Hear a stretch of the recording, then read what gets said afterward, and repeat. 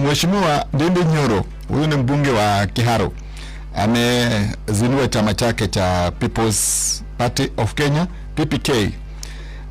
Lakini la ajabu, chama hiki cha Ndindi Nyoro kipigo kikubwa na mashambulizi yanatoka katika eneo lake tu la Central Kenya.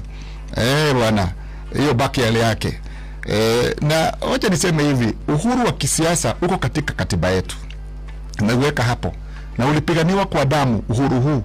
Kwa hivyo sijui ni kwa nini wengi sana wakazi la Central Kenya wanapiga Ndindi Nyoro.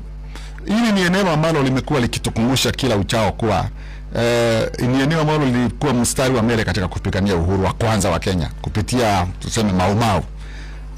Kwa wale hawajui, nyinyi vijana labda wajuzi tu, Mau Mau ilikuwa kirasmi ikijulikana kama Kenya Land and Freedom Army. Hiyo freedom unasikia ni uhuru wa kufanya chochote kile ambacho kiko ndani ya sheria na katiba. Pia eneo hili la Central Kenya pia linatukumbusha mara nyingi sana kuwa lilikuwa katika mstari wa mbele. Na ni kweli, by the way, ni kweli katika ukombozi wa pili, second liberation, wakati wa kupigana na chama moja ili KANU iondoke. Sasa si ondoke, lakini kuwe na vyama vingi vya kisiasa. Sasa hili linatatiza kwa sababu sasa hili eneo linasema tubaki na chama moja inaitwa DCP. Hii eneo hatutaki chama nyingine. Sasa ile uhuru ya Mau Mau na ile uhuru sasa ya second liberation sasa hiyo imetupiliwa kando. Na DCP, na nimesema mara nyingi sana, chama cha DCP na kiheshimu sana chama hiki, kinaongozwa na Mheshimiwa former DP Rigathi Gachagua. Ukiangalia anwani yake, ndio chama ambacho kimesema waziwazi kuhusiana na demokrasia. Ni Democracy for Citizens Party, ni demokrasia kwa wananchi, kwa raia.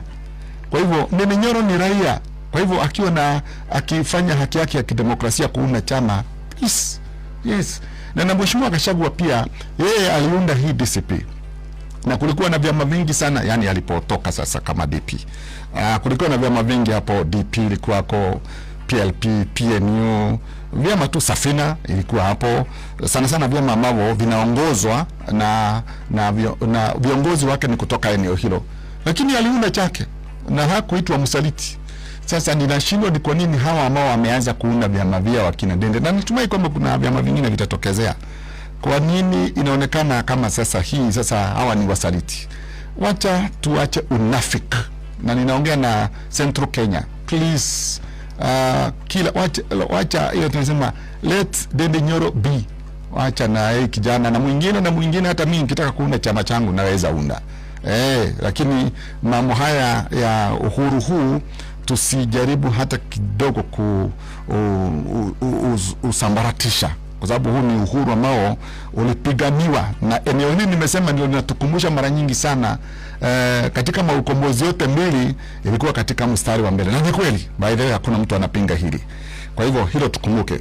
Ndindi Nyoro amepigwa sana bwana huyu jamaa. Sijui ni msaliti, sijui nini yote, lakini I think wacha tukumbuke pia vile ambavyo vyama hivi vyetu vinaitwa anwani ya chama itatuongoza.